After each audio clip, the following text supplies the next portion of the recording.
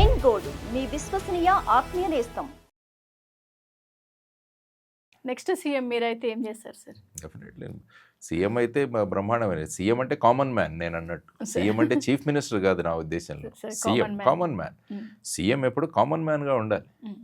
సామాన్య ప్రజల యొక్క ఏ విధమైన వాళ్ళ అవస్థ ఉందో దాన్ని మనం బయటికి తీసుకురాగలగాలి, వాళ్ళను ఒక స్థాయికి తీసుకురావాలి. ఇప్పుడు ఏమైందంటే రాజకీయాలంటే కేవలం అధికారంలోకి రావడం మాత్రమే రాజకీయం అనుకుంటున్నారు, కానీ ఒక వ్యక్తి యొక్క వ్యవస్థ యొక్క ఓవరాల్ పిక్చర్ అన్నది మనం మార్చగలగాలి.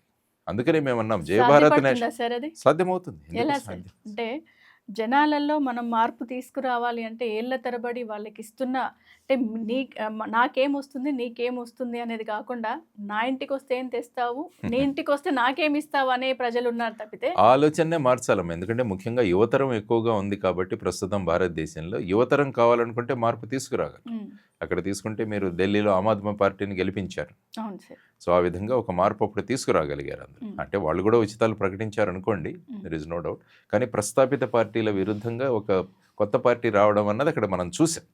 సో ఆ విధమైన ధోరణిలో మనం ముందుకు వెళుతూ మేము అదే చెప్పాం, ప్రతి ఫైలు కూడా కంప్యూటర్ మీద ఉంటుంది.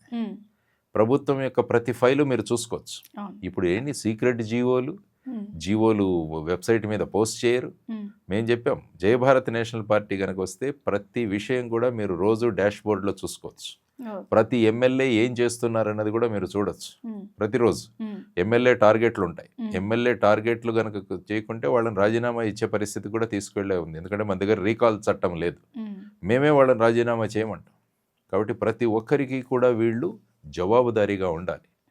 ఎన్ని ఉద్యోగాలు సృష్టించామన్నది ప్రతిరోజు డాష్ బోర్డు మీద వస్తుంది మీకు. కాబట్టి గవర్నమెంట్ పర్ఫార్మెన్స్ అన్నది ప్రతిరోజు ముఖ్యమంత్రి చూసుకోవడం కాదు, ప్రజలకు తెలియాలి. ఏ ప్రభుత్వం ఏ నిర్ణయం తీసుకున్నా కూడా ఏ కారణాల వల్ల నిర్ణయం తీసుకున్నది కూడా సుస్పష్టంగా మనం చెప్పగలగాలి. సెక్యూరిటీ ఎవరికీ ఉండదు, అందరూ సర్వసాధారణ వ్యక్తుల్లాగే తిరగాల్సిందే.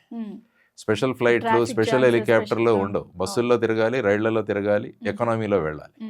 సో ఇలాంటివన్నీ కూడా చేసుకుంటూ వెళుతూ మనం కనుక చేసుకోగలిగితే ఉపాధి కల్పించే విధానాన్ని ప్రతి గ్రామంలో కూడా ఒక చిన్న చిన్న ఫ్యాక్టరీ, తర్వాత ప్రతి నియోజకవర్గానికి సంవత్సరానికి 100 కోట్లు ఇచ్చే ఇది కూడా మా దీంట్లో ప్రకటించాము. అంటే 5 సంవత్సరాలకు ఒక్కొక్క నియోజకవర్గానికి 500 కోట్లు వస్తాయి. అది ఎవరు నిర్ణయిస్తారు ఏం చేయాలనేది? ఎమ్మెల్యేలు కాదు, ప్రజలు నిర్ణయిస్తారు. ప్రజా కమిటీలు నిర్ణయిస్తాయి ఏం కావాలి, మాకు బ్రిడ్జ్ కావాలా, మాకు స్కూల్ కావాలా, కాలేజీ కావాలా, వాటర్ సోర్స్ కావాలా, ఇవన్నీ వాళ్ళు నిర్ణయించుకోండి. అంటే అధికార కేంద్రీకరణ కాదు, టోటల్ అధికార వికేంద్రీకరణ. తర్వాత ప్రతి గ్రామానికి ప్రతి సంవత్సరానికి 1 కోటి రూపాయలు. ఏ గ్రామాలైతే తాగుడు మానేస్తాయో ఆ గ్రామానికి మళ్ళా విడిగా 1 కోటి రూపాయలు. తాగుడు ఎక్కడైతే మానేస్తారో ఆ గ్రామానికి మళ్ళా ప్రోత్సాహం. ఏ గ్రామాలలో అయితే తగాదాలు ఉండవో వారికి మళ్ళా ప్రోత్సాహం. సో ఈ విధంగా ఒక శాంతిపూరితమైన వాతావరణంలో కాలేజీ నుంచి వచ్చే ప్రతి విద్యార్థికి కూడా నిరుద్యోగ భృతి ఇవ్వడం, వాళ్ళకు ఉపాధి ఇవ్వడం కల్పించాలి. ఇవన్నీ కూడా చేయగలిగితే చేయొచ్చు. కరప్షన్ ఆపగలిగితే మీకు సగం మీకు వనరులు మీ చేతిలో ఉంటాయి. కాబట్టి కరప్షన్ టోటల్గా జీరో చేస్తామని చెప్పాము. దానివల్ల అవుతుంది. ఎందుకంటే ఒక ప్రధానమంత్రి అన్నారు, 1 రూపాయి అక్కడ రిలీజ్ చేస్తే ఫైనల్గా గ్రామం వచ్చేసరికి 10 పైసలు అవుతుంది. ఈ 90 పైసల మధ్యలోనే వెళ్ళిపోతుంది.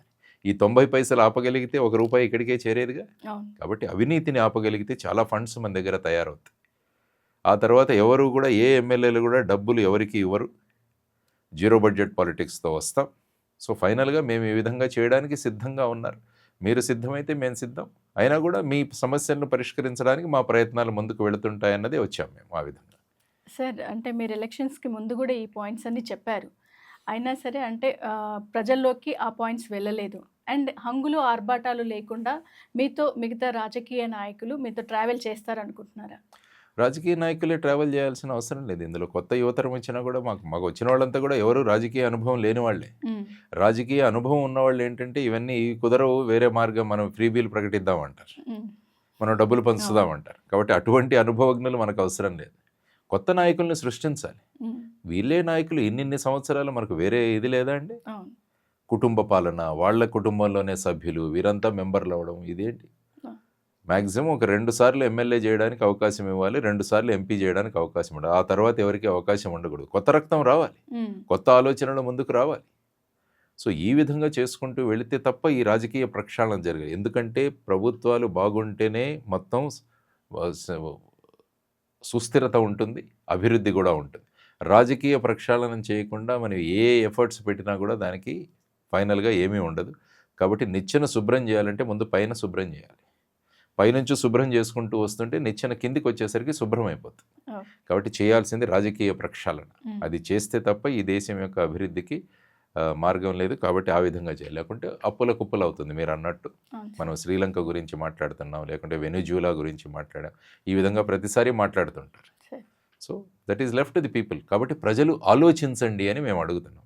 వ్యక్తులకు ఓటేయండి, పార్టీలకు ఓటేయద్దండి అని అడుగుతున్నాం. ఇప్పుడు ఏంటంటే పార్టీలకు ఓటేస్తారు. ఆ పార్టీ ఎవరిని నిలబెట్టినా పర్వాలేదు, మేము ఈ పార్టీకి ఓటేస్తామంటారు. నో, వ్యక్తులు చూసి ఓటేయండి, అప్పుడు మార్పు వస్తుంది మనకి. సో ఎలక్షన్లో కూడా చాలా మార్పులు రావాలి. తర్వాత ఏంటంటే మేము అడిగేది ఏంటంటే ఏ పార్టీకి ఎన్ని ఓట్లు వస్తే అన్ని సీట్లు కేటాయించాలి. Proportionate representation. లేకుంటే ఏముంది, ఇన్ని పర్సెంటేజ్ ఓట్లు వచ్చినా కూడా నెంబర్ ఆఫ్ సీట్స్ చాలా తక్కువ ఉంటాయి. ఇప్పుడు ఢిల్లీలో చూసుకుంటే ఆమ్ ఆద్మీ పార్టీకి బీజేపీ పార్టీకి ఓట్ డిఫరెన్స్ 2% మాత్రమే, కానీ సీట్లలో చాలా వ్యత్యాసం ఉంది కదా. సో ఇక్కడ కూడా చూసుకుంటే వైఎస్ఆర్సీపీకి సుమారుగా 40% వచ్చింది, 11 సీట్లు. మరి మీరు యాక్చువల్గా అయితే 40%, 175లో 40% సీట్లు వీళ్ళకి ఇవ్వాలి. అప్పుడు ఏమవుతుందంటే వ్యవస్థలో అన్ని పార్టీలు రిప్రజెంట్ అవుతేనే ప్రజల వాయిస్ వినపడుతుంది. లేకుంటే మెజారిటీ వచ్చిన పార్టీలు మేము ఏం చేసినా పర్వాలేదు, అప్పుడు 151 కావచ్చు, ఇప్పుడు 164 కావచ్చు, ఏదైనా ఇక మాకు తిరుగులేదన్న భావన వచ్చినప్పుడు ప్రజాస్వామ్యం కుంటుపడుతుంది. కాబట్టి ప్రజల వాయిస్ వినపడాలి, ప్రజల గొంతుకలు వినపడాలన్నదే ప్రధానంగా మేము కోరుకుంటున్నాం.